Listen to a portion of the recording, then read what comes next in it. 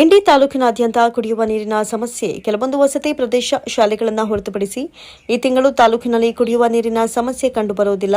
ಮುಂದಿನ ತಿಂಗಳು ಸ್ವಲ್ಪ ಮಟ್ಟಿಗೆ ಕುಡಿಯುವ ನೀರಿನ ಸಮಸ್ಯೆ ಆಗಬಹುದು. ಅಧಿಕಾರಿಗಳೊಂದಿಗೆ ಸಭೆಯನ್ನು ಮಾಡಲಾಗಿದೆ. ಎಲ್ಲಿಯೂ ಕುಡಿಯುವ ನೀರಿನ ಸಮಸ್ಯೆ ಆಗದಂತೆ ಮುಂಜಾಗ್ರತಾ ಕ್ರಮ ವಹಿಸಲು ಸೂಚಿಸಲಾಗಿದೆ ಅಂತ ಎಸಿ ಅನುರಾಧ ವಸ್ತ್ರದ ಹೇಳಿದರು. ಅವರು ಸುದ್ದಿಗಾರರೊಂದಿಗೆ ಮಾತನಾಡಿ, ನಾನು ನಿನ್ನೆಯಷ್ಟೇ ಅಧಿಕಾರ ವಹಿಸಿಕೊಂಡಿರುವೆ. ತಾಲೂಕಿನಲ್ಲಿ ಕುಡಿಯುವ ನೀರಿನ ಸಮಸ್ಯೆ ಎದುರಾಗುವ ಗ್ರಾಮಗಳಿಗೆ ಭೇಟಿ ನೀಡಿ ಮಾಹಿತಿ ತಿಳಿದುಕೊಂಡು ಕ್ರಮ ಕೈಗೊಳ್ಳಲಾಗುತ್ತೆ. ಪ್ರಾಮಾಣಿಕವಾಗಿ ಕರ್ತವ್ಯ ನಿರ್ವಹಿಸಿ ಸಾರ್ವಜನಿಕರ ಸಮಸ್ಯೆಗಳನ್ನು ಬಗೆಹರಿಸಲು ಪ್ರಯತ್ನಿಸಲಾಗುತ್ತೆ ಅಂತ ಹೇಳಿದರು.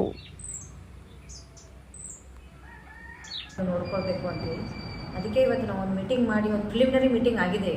ಒಂದು ಕ್ಲಿಯರ್ ಪಿಕ್ಚರ್ ನಮಗೆ ಸಿಗ್ತದೆ ಇನ್ನೊಂದು ಸ್ವಲ್ಪ ದಿನಕ್ಕೆ. ಸೊ ಈಗ ಎವರೇಜ್ ಆಗಿ ನೋಡಿದ್ರೆ ನಮ್ಮಲ್ಲಿ ಇಂಡಿ ತಾಲೂಕದ ಎವರೇಜ್ ನೋಡಿದ್ರೆ ನಮಗೆ ಬಹುಶಃ ಈ ತಿಂಗಳಂತೂ ಏನೇ ಸಮಸ್ಯೆ ಇಲ್ಲ. ನೆಕ್ಸ್ಟ್ ಮಂತ್ ಸಮಸ್ಯೆ ಉದ್ಭವಿಸ್ಬೋದು. ಅವಾಗ ನಾವು ಏನು ಮಾಡಬೇಕು ಅನ್ನೋದು ನಾವು ಪೂರ್ವ ತಯಾರಿ ಮಾಡ್ಕೊತೀವಿ. ನೆಕ್ಸ್ಟ್ ಮಂತ್ ವಸತಿ ಪ್ರದೇಶಕ್ಕೆ ಅಥವಾ ಗ್ರಾಮೀಣ ಈವನ್ ವಸತಿ ಪ್ರದೇಶಕ್ಕೆ ಟ್ಯಾಂಕರ್ ಹಾಕ್ಲಿಕ್ಕೂ ಅನುದಾನ ಬಿಡುಗಡೆ ಆಗ್ತದೆ ಅಷ್ಟೊತ್ತಿಗೆ. ಯಾಕಂದರೆ 50% ಅಷ್ಟೇ ಆಗಿದೆ ನೀರಿದ್ದು. ಇನ್ನೊಂದು ಉಳಿದೆಲ್ಲ ಆಗ್ಬಿಡ್ತದೆ. ಅದು 50% ಅನುದಾನ ಬಿಡುಗಡೆ ಆಗಿದ್ರಲ್ಲೂ ಕೆಲವೊಂದು ಗ್ರಾಮ ಪಂಚಾಯತ್ ಇನ್ನೂ ಹಣ ಇದೆ. ಸೊ ಅವರು ಯುಟಿಲೈಸ್ ಮಾಡಿಕೊಂಡು ಮ್ಯಾನೇಜ್ ಮಾಡ್ತಾರೆ. ಅಷ್ಟು ಮೇಜರ್ ಪ್ರಾಬ್ಲಮ್ ಏನು ಆಗಲಿಕ್ಕಿಲ್ಲ. ಇಂಥ ಬರಗಾಲ ಸಮಸ್ಯೆ ತಾವಕ್ಕಿಂತ ಎಲ್ಲಾದರೂ ಎದುರಿಸಿದ್ರೆ